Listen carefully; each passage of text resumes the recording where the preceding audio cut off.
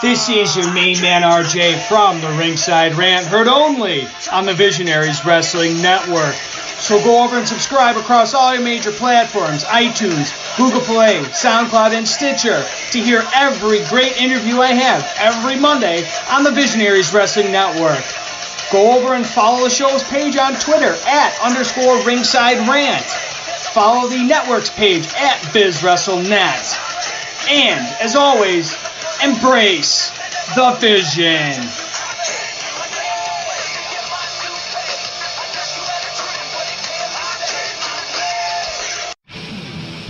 Hello, friends. This is Spencer Love, your host of Over the Top Rope on the Win Column Sports Network. Don't forget you can head to wincolumnsports.ca for all of your previews, reviews, and breaking news from the world of wrestling, be it your major promotions or from the great province of Alberta, Canada.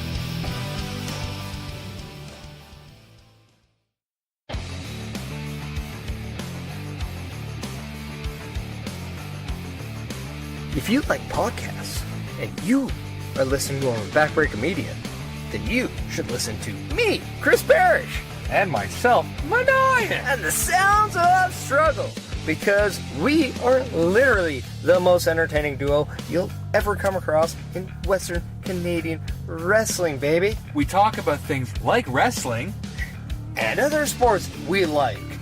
Wrestling, but we won't talk about other sports that we don't like, because it's not that kind of podcast. Like wrestling. I mean, we like hockey. And wrestling. And we like football. And wrestling. And we also like to drink beer. While wrestling. Well, not while wrestling, but while watching wrestling. Yes. Yeah. If you want to get into a conversation with Maniac and Chris Parrish, then you need to tune into the Sounds of Struggle live on Backbreaker Media. Every Thursday. It's when we hope to drop, but sometimes Mike Malawany doesn't do his job right. Or we're too drunk to forget. Yeah, that happens too. Yeah. He can bleep out the swear word, because we weren't supposed to do that. Oh, but I'll try not to swear. I can't do it. Yeah. Let's face it, the two of us, we're real. And spectacular. And we're a little bit of all right. Yeah. Well, so Strugglicious. That we are. That was kind of the key. We're supposed to do Strugglicious. Oh, sorry, I'm drunk. Yeah. So, if you don't want to listen to us, then no. You're stupid, because we're entertaining. And if you want to listen to us, then come listen to us on Backbreaker Media. Yeah. Later, he said. Later, bitches.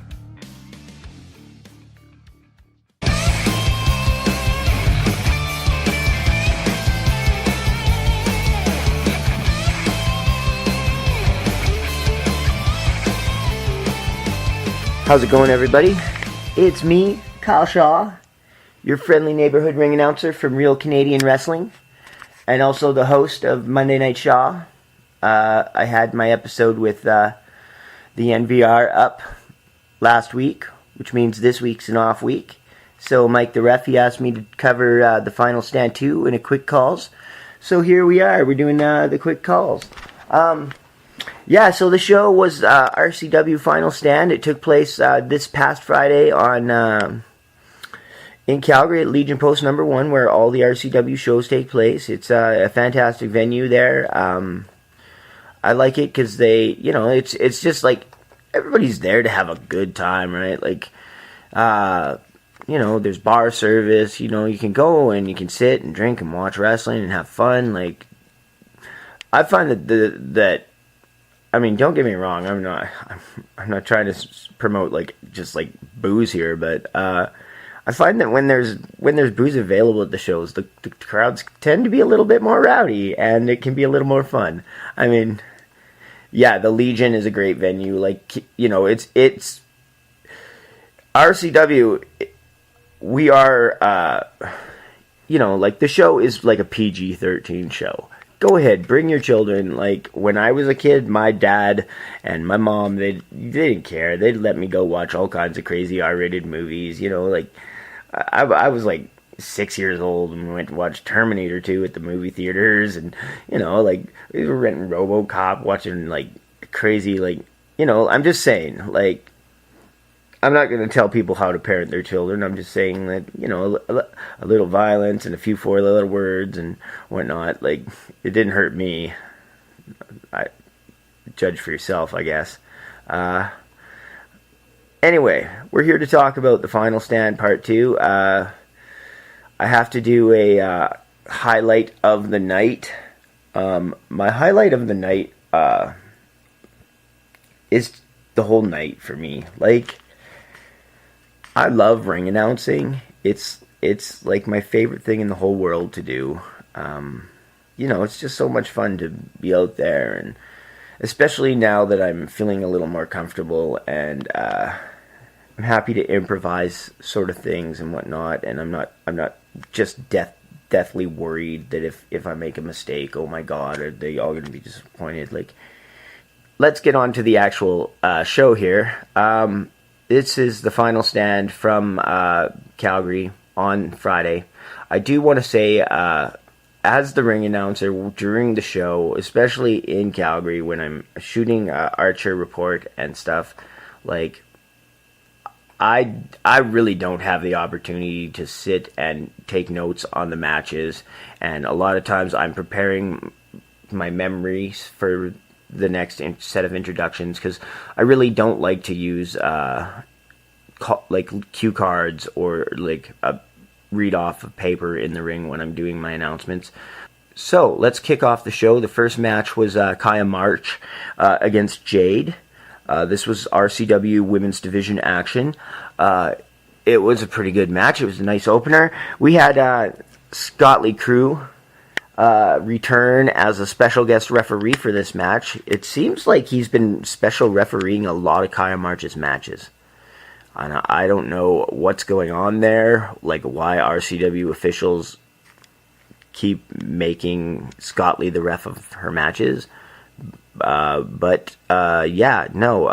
Lee Crew was the special guest referee. He came out with dog biscuits and beer. He wasn't too happy with me because I took a couple of sips of his beer. I bought him another one after the show, though. Kaya March walked away from that match with the win. And the next match was, this was pretty brutal, actually. It was Jose Suervo taking on Black Cobra. Black Cobra entering with, he had full-on, smoke machines going off, and he had brand new music. He was coming out to Down with the Sickness. It was crazy. At first, I was confused. I was like, wait, is Slammer back? And, it turned out, because I was like, I'm in the ring now. If this is, if Slammer's coming back, somebody should have maybe gave me the heads up, right? That's not exactly how it did go down, but Black Cobra makes his big entrance to the Down with the Sickness. Mr. Spectrum is leading the way with his sleazy leather jacket on and his circular sunglasses. The thing is, I don't know if this was just a thing for tonight, if this was known before. I don't think it was, because I know that Black Cobra announced that next month's shows in November, the next show in Calgary was going to be his last match. He was going to hang up the tights and retire. That was supposed to be next month. It's now this month because at the end of this match, after Jose Suervo defeated the Black Cobra, Steven Styles showed up with the steel pipe, and he went to town on Cobra. Absolutely just decimated his knee. Cobra made a post about it on Facebook. Apparently, the knee injury is going to require surgery. He also tried to get his hand down there to block a few shots, and so his hand got buggered up, and he's got some broken knuckles and stuff. I feel terrible for him. Mr. Spectrum and Black Cobra are not the number one Kyle Shaw fans in the world. Those guys don't usually really give me the time of day, especially Mr. Spectrum. But I still like him. I respect him. I just maybe don't turn your nose up at people, bro. Anyways, so I do. I hope that Cobra recovers from his injuries in a speedy fashion, and I hope that he enjoys his retirement, because it's well earned. He's been kicking ass in the ring for a lot of years, and I wish that the circumstances were different surrounding his last match, but like I say, I wish him well, and it was an honor to share a locker room with him, just as an announcer. The next match was Cameron Cope versus Ace Redmond Jr. This match, these fellas are both from BC. They were there at the show tonight. I think they were being given a look by RCW officials. I don't know if we're going to be bringing them in on a more regular basis. Wouldn't offend me, though. I didn't get to see much of them wrestle, though, because they only went like about a minute doing like arm ringers and like chain wrestling and stuff until Heavy Metal's music hit. And then Heavy Metal came out on the stage. He pointed to the stage, he waved to the back, and boom. The crowd went crazy as Big Jess Youngblood just exploded from the back room, entered the ring, and absolutely annihilated both guys. Big Jess was not on the show last month in Calgary, and he was back to, he was back as a house of fire in this month's show. Like, absolutely 100%. Like, he was not fooling around, bro. He was proving why you keep Big Jess on every show. He absolutely destroyed both guys. It was crazy. And then after that, he ended up going one-on-one with Slave, because Big Jess was like, look, I just took both these guys out, and I'm here for a fight, and these boys aren't ready to fight, so let's bring out somebody that's ready to fight. And then the homicidal maniac Slave, another BC fella, came out. And I didn't know what to expect, right? Like, the other two guys, don't get me wrong, they weren't like tomato cans or anything, but they looked like good wrestlers, and the skills that they were demonstrating while they were wrestling was good. It's just they weren't stacking up to Big Jess Youngblood. No offense, boys. Then, Homicidal Maniac Slave comes out, and I'm kind of like, oh, is this just going to be a little bit more of the same? Like, is Big Jess going to eat this guy for lunch too? And that's not what happened. Slave stepped up to his game there, and he brought it to Big Jess, like, it was a good match. It was pretty awesome. Slave, he kind of looked like Matt Hardy, if Matt Hardy was just a little bit more of a redneck. So, like, it was, and he had thumbtacks in his boots, too. Steven Stiles pointed that out, too. He's like, oh, he's got all these thumbtacks on his boots. I was just remembering back. I was like, oh, I remember when we had Abyss in, and then I left the ring with, 100 thumbtacks in my ring shoes. And I was like, hashtag wrestling problems. Yeah. Anyways, so Slave, he busted out a pretty crazy Whisper in the Wind maneuver and nailed that on Big Jess. It was pretty nuts. The match was, like I say, like, I kind of was expecting Big Jess to just absolutely, like, destroy Slave in, like, no time at all. But Slave brought it, and it was pretty awesome. And unfortunately, Big Jess did, Slave didn't bring it quite enough, because Big Jess ended up putting him away as well. But, like, it was very competitive. So, I mean, both guys looked really good out there. The next match was Dylan Knight, who is now known simply as Aussie Legend. So I introduced the Aussie Legend, and I actually introduced this match as an Australian, like, international Battle of Australians, because Aussie Legend ended up taking on Big Keegsy B, Keegan Brettle from Sydney, Australia, and Tony Toro from Adelaide, Australia. And Tony and Big Keegsy B were kind of like, bro, you've lived in Canada for like 10 years, right? And you're calling yourself the Aussie Legend. And the Aussie Legend didn't really take kindly to that. And he beat up Keegan Brettle and Tony Toro. And the Aussie Legend walked away with the victory. yeah, I'm like, there's a lot of Australians in RCW. At least there has been tons of them. Like, we have Aussie Legend, we got Keegan and Toro right now. Who could forget Benjamin Franklin? Like, Benjamin Franklin actually went and partook in some like New Japan dojos and stuff. I would love for him to come back, because I bet you he is like 100 times better now than he was when he left RCW. And when he left RCW, he was pretty good. So it'd be cool to see him. So the Australian guys don't mess around either. They're bringing it, and they put on good matches. So Aussie Legend walked away with the big win over Keegan Brettle and Tony Toro. Next up, the RCW Women's Championship was on the line when Envy took on Angelica and the Immaculate Jasmine.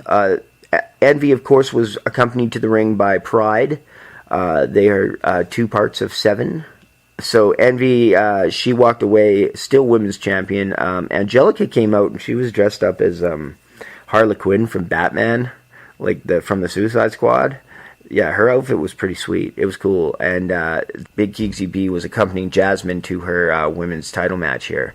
The men are, they didn't really play into the final moments of the match, as far as I can recall. I remember there was one spot in the match where Jasmine went for this, it was like a dive, or she was trying to slide out of the ring on her stomach onto both her opponents, but she kind of just stopped at the apron and then punched Envy and kicked Angelica, and I was like, oh, that either she totally meant to do that, or that was just an awesome save. That was cool. The Immaculate Jasmine, I also saw on Facebook a photograph she posted after the show where, apparently she ate some live rounds and walked away with a huge shiner on one side of her face. So I hope she feels better soon. She fought hard and she came back the next night, so props to her. Props to Angelica, as always, too. She's definitely appears to be one of the strongest women in the RCW women's division, just as far as her muscular build and whatnot. She looks like she could take care of some business, you know what I mean? Speaking of taking care of business, Envy did, and she is still the RCW Women's Champion. From there, we went to the this is where the fun really began, man. Don't get me wrong, this up until then, the show was good, but this is where the show, this is where the fun began, bro. So the next match is supposed to be the Viking Lord taking on the Taskmaster. So Vince Austin versus Kevin Sullivan, right? Just 2 crazy, mean old men that just they don't care about the well-being of their opponents, and they're out there to hurt people, and just they get kicks from hurting people, both of them do. So they come out, and so Vince is on his way to the ring, and boom shakalaka, wouldn't you know it, there's the other 2 Viking boys with him, Gunnar the Pagan Destroyer and Saltwater Savage, Andrew Hawks. They're always in tow. They're Viking brothers, and if you're messing with one of them, you're messing with all of them, and that was made clear really early on. But Kevin Sullivan didn't come alone either, and in Kevin Sullivan's to Kevin Sullivan's defense came Dwight Davis from Hard to Kill, one half of Hard to Kill, and the RCW Canadian Heavyweight Champion made his return in this match after sustaining a concussion a few months ago. Christian Strife, the Saint of Striking, he showed up, and him and Dwight Davis and Kevin Sullivan ended up defeating the NVR. This was absolute insanity. At one point, a fork was busted out, and Vince Austin went to get Kevin Sullivan with the fork, but Kevin Sullivan got a hold of the fork, and he went and he took a bite out of Vince Austin for sure. Vince's whole face was just covered in blood, Like, it was a bloody affair, and I believe he got stabbed in the eye with the fork, which could not have been fun. He was wearing an eye patch the next day in Edmonton, and so I hope he doesn't lose his vision, but like the crazy motherfucker showed up for the fight anyway in Edmonton. And props to Vince Austin. Like, I know this isn't quick calls about Edmonton, this is about Calgary, but I did see in Edmonton when Vince Austin went to the top rope and did a corkscrew moonsault onto like 4 guys. Holy shit, that was sweet. It was rad. Props to the Viking Lord. Props to he's the Viking Lord was the standout in the match to me on night 1 here in Calgary as well. Just because like he was the one that left like all bloodied and stuff. Like Gunnar here, Gunnar's getting better every day. Like he was busting out some backbreakers and some big old sidewalk slams. It was cool to see Gunnar. And then Hawks is a master. Hawks is amazing. Like, he knows how to combo things into one another like nobody. Like, I watch him and I'm just like, oh my god. Like, how can you be so good at this? Like, you know, like, I'm baffled by it sometimes. So Strife and Dwight Davis and Kevin Sullivan ended up walking away with the victory over the MVR. It was a very exciting match. Just like some wild craziness, like straight up, like it's Friday night, there's wrestling going on, and some people are throwing the fuck down. Next up, it's going to be Dirty Inc. Versus Zach Mercury and Sydney Steele. I can tell you that earlier in the day that Zach Mercury, he walked up to Sydney Steele and was like, oh, hey, bud, are you ready? And, you know, like they talked about their match for a little while, and then Sydney Steele got a phone call, and I was a little suspicious of it, but I didn't really know what was going on. It was filmed for the Archer Report. We were filming something, and this just happened to be happening, and I got my camera on it, and yeah, so look forward to that on the Archer Report. But it turns out that I have a feeling that phone call was from Dirty Mike Jones, because at the conclusion of this match, Sydney Steele ended up feeding Zach Mercury a big old super kick just as he had Sweet Daddy set up for a overdose. And Dirty Inc. has been trying to ban the overdose. They clearly have a huge issue with Zach Mercury. I don't know, like, really what their beef is. I mean, other than they just don't like him. They want that overdose banned, and they're going through some means to get it done. Like, employing Sydney Steele here, that couldn't have been cheap. And Dirty Mike is just, like, Dirty Mike, you know, some people may say, oh, he throws his money around, he goes to all these Metallica concerts, and he does this and he does that, but like he said when I interviewed him, he likes to do what he likes to do, and he spends his money the way he sees fit, and he will spend money to make money too. So I have a feeling with Sydney Steele now in the camp with him, he's going to be dishing out some big bucks, but it's going to be money well spent. At the conclusion of the match, there was a beatdown. Like Dirty Inc. and Sydney Steele, they were just beating down Zach Mercury, and in jumped 2 guys, like security guards. I wasn't even sure who they were, but they got pretty involved, and ended up like, they at the end of the match, Zach Mercury was like, look, we'll do this again next month, boys. It'll be you 3 against me and these 2 security dudes, you know? Like, and I was like, okay, like, you know, I'm the announcer. I don't know who these guys are, so I'm just like, you heard it right here, folks. Ladies and gentlemen, next month, it's going to be Dirty Incorporated versus Zach Mercury and the RCW Special Forces. So, I'm happy for the RCW Special Forces boys. I'm not sure. I know that one fella's name is Ryan, and I believe the other guy was Kenny. not every cop is named,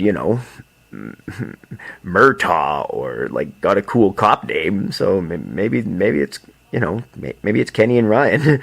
But whatever the case may be, the boys are put together, and I really look forward to seeing them in the ring because, they look like they can handle themselves pretty well. It'll be interesting to see them square off with Dirty Ink and Sydney Steele. Next up, Pride and Dano Burns. They went toe-to-toe in a match that was the second match of their best-of-7 series. It was a good cruiserweight match. Dano's always doing all these innovative ways to do the double stomp. There's a lot of influence, I think, from Finn Balor and Dano's wrestling style, but Dano's also just crazy and a madman. Dano Burns is nuts. I'll say it. Don't get me wrong. He's a cool guy and he's real friendly to be around, and but he's absolutely he's definitely the craziest guy in the room usually. Unless when it's him and Vince Austin in the same room, then you're kind of which one of these guys is crazier? I don't know, but Dano Burns is nuts. Pride, Pride has come to RCW with something to prove, and he debuted a few months ago, and ever since he did, he's been impressive every going. And now that he's embroiled in the best-of-7 series with Dano, he's up 2-0. You got to be there to see this stuff. Come to the show. You, by all means, please continue to listen to Backbreaker Media, listen to Quick Calls, but come to the show. If you want to see a good show, come. RCW is a great time, and it's it was $25 for a ticket because it's this is one of the biggest shows of the year, and it $25 well spent on the NVR versus Kevin Sullivan match alone. Plus you had this amazing junior heavyweight match between Pride and Dano.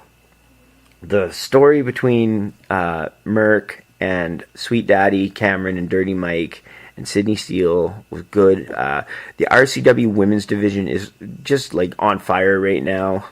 This is probably the first wrestling card in Alberta to have 2 women's matches on it in some time. The main event of the show, it was Matt Hart versus Heavy Metal. This thing was an all-out brawl. I mean, everybody knows about the rivalry between Metal, right? Metal and Matt Hart, because it all stems from the Smith Hart Memorial Tournament. We held the big tournament there a couple of months ago, and Matt Hart actually won the tournament. He defeated Heavy Metal in the middle of the ring. Then afterwards, Heavy Metal feigned respect for Matt Hart and ended up blasting him with the trophy. He also tore up the last letter that, because it was the Smith Hart Memorial Tournament, and Matt was Smith's son, and so, rest in peace, Smith, but apparently Smith wrote Matt a letter before he died, and Matt brought the letter with him to the ring, and Heavy Metal tore the letter up after the match, so Matt Hart was pretty much out for blood. Last month when we rolled through Calgary, Matt Hart showed up ready for a fight, 100%, and that match kind of ended early because, once again, Heavy Metal grabbed the trophy and he blasted Matt Hart with it. Unfortunately, that time, Matt Hart, the trophy broke, and Matt Hart was, right bloodied. They had to take him out of the building because he was so bloodied up. It was not cool. It was pretty nuts. So, this was Matt Hart. He was back, and he was ready, and he wanted to go one-on-one with Heavy Metal, and I'll tell you what, he pulled it off. Matt Hart pulled it off again.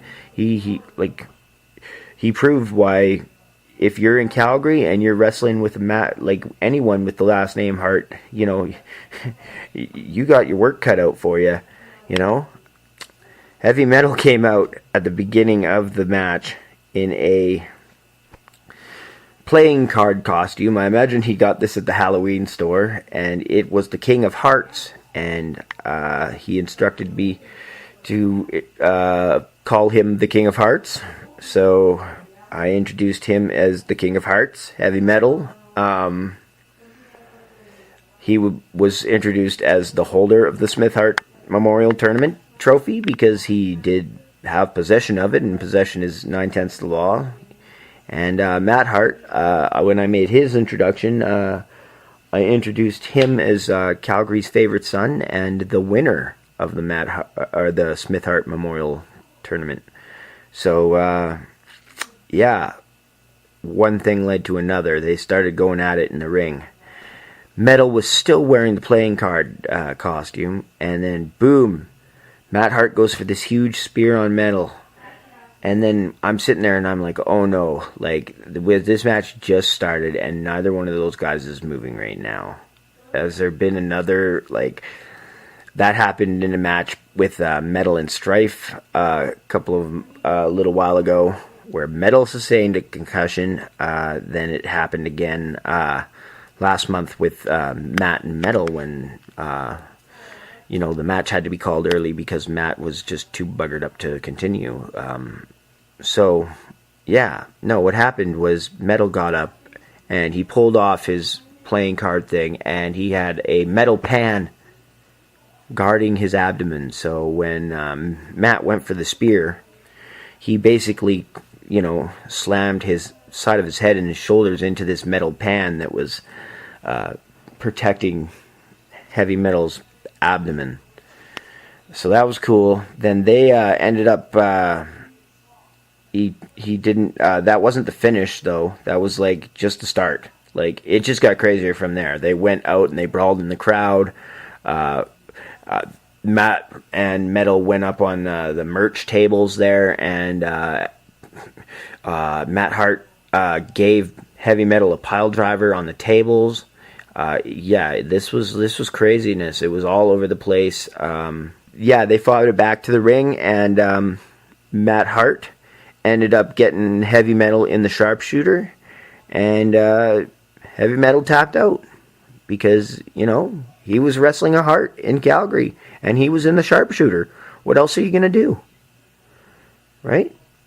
Anyway, like I say, that's quick calls for this week. I want to thank Mike the Ref for asking me to do it. I hope that it was up to snuff.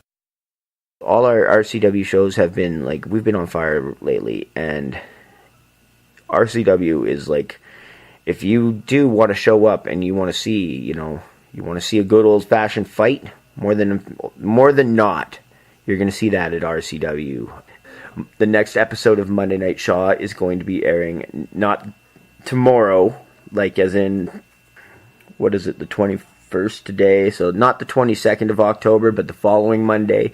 I'm going to have another episode of Monday Night Shaw. I have to get on the phone with Thaddeus Archer and find out when a good time for him to sit down and record is, because he won the poll. So, I'm going to get that sorted out and look forward to that coming up next Monday. Monday Night Shaw. I can sit here and talk about it all day, every day. So can the more seasoned podcasters like, Mike and Spencer and, Andre, all those guys, mad props to them. I really appreciate them bringing me into their community and welcoming me to be a part of the Backbreaker Media Network. And I want to thank Mike the Ref for giving me the opportunity to do this for you today. This is Kyle Shaw. Thanks for tuning in. We'll see you next time. We'll see you at the show RCW November 10th and RCW November the 23rd.